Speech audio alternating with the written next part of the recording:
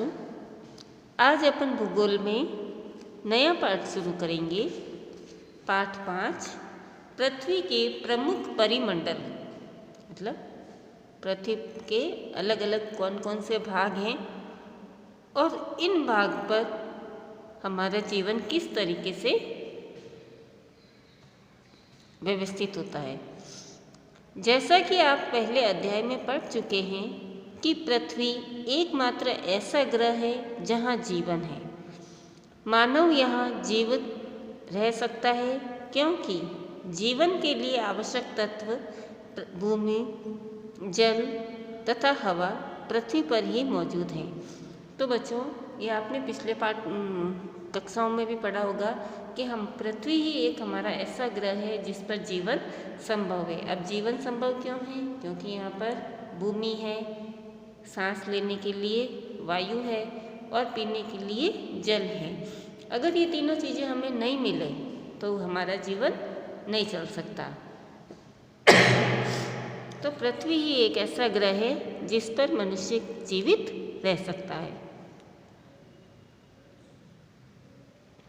पृथ्वी की सतह ऐसी है जिसमें पर्यावरण के 3 महत्वपूर्ण घटक आपस में मिलते हैं और पृथ्वी एक ऐसा ग्रह है जिस पर पर्यावरण के हमारे जीवन के लिए जो महत्वपूर्ण घटक है वो तीनों घटक ही मिलते हैं। कहाँ मिलते हैं?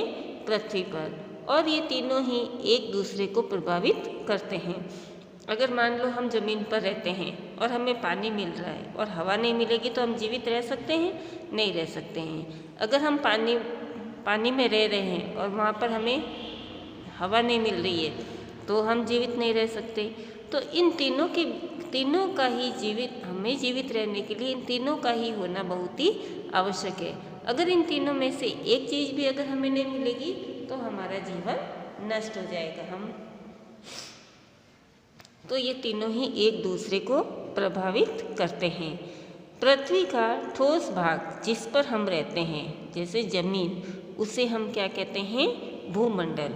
तो पृथ्वी का ठोस भाग जिस पर हम रहते हैं उसे कहते हैं भूमंडल। ठीक है, जमीन वाला भाग क्या कहलाएगा? भूमंडल। अब प्रश्न आ जाता है, पर्यावरण के 3 महत्वपूर्ण घटक कौन कौन से हैं? तो भूमंडल, वायुमंडल और जलमंडल। भूमंडल जिस पर हम रहते हैं, वायुमंडल गैस की परतें, जिस पर गैस की परतें होती है जो पृथ्वी को चारों ओर से घेरती है, उसे वायुमंडल कहा जाता है।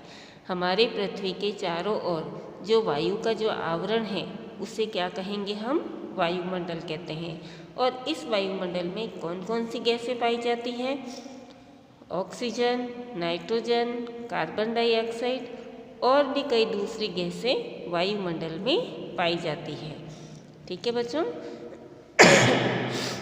अब तीसरा घटक है जलमंडल।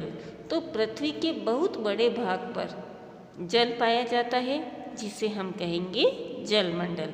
जलमंडल में जल की सभी अवस्थाएं जैसे बर्फ है, जल है एवं जल वाष्प सम्मिलित होते हैं।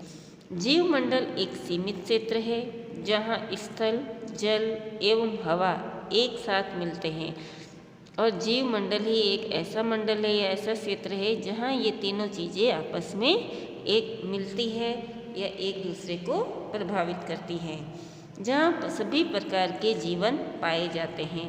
चींटी से लेकर हाथी तक का जीवन यहाँ पर पाया जाता है। कहाँ पर? जीवमंडल पर। अब हम सबसे पहले पृथ्वी का पहला घटक जिसका नाम है भूमंडल, उसके बारे में पढ़ेंगे।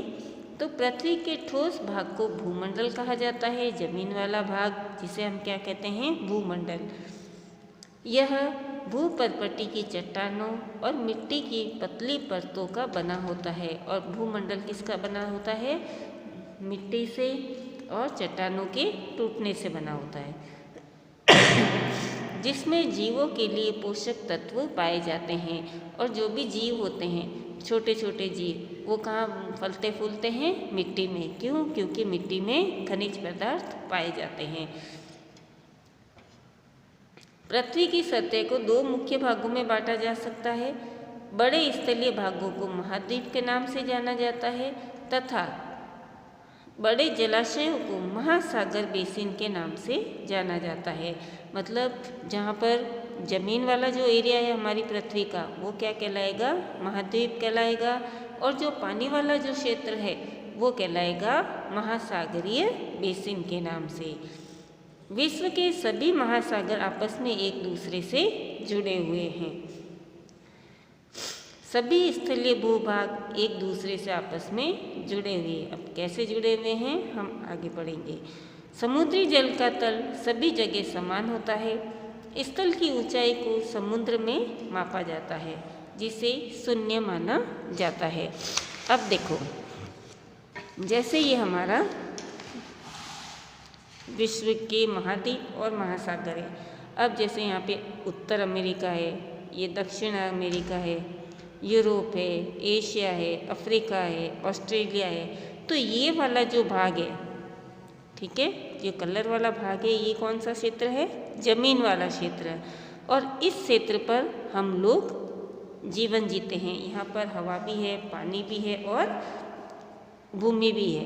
तो इस क्षेत्र पर तो हम रहते हैं। और ये जो बाकी का जो पूरा एरिया, ये क्या है? जल वाला एरिया। तो ये कहलाएंगे महाद्वीप, ठीक है। और जो ये पानी वाला एरिया है ये क्या कहलाएगा? महासागर कहलाएगा।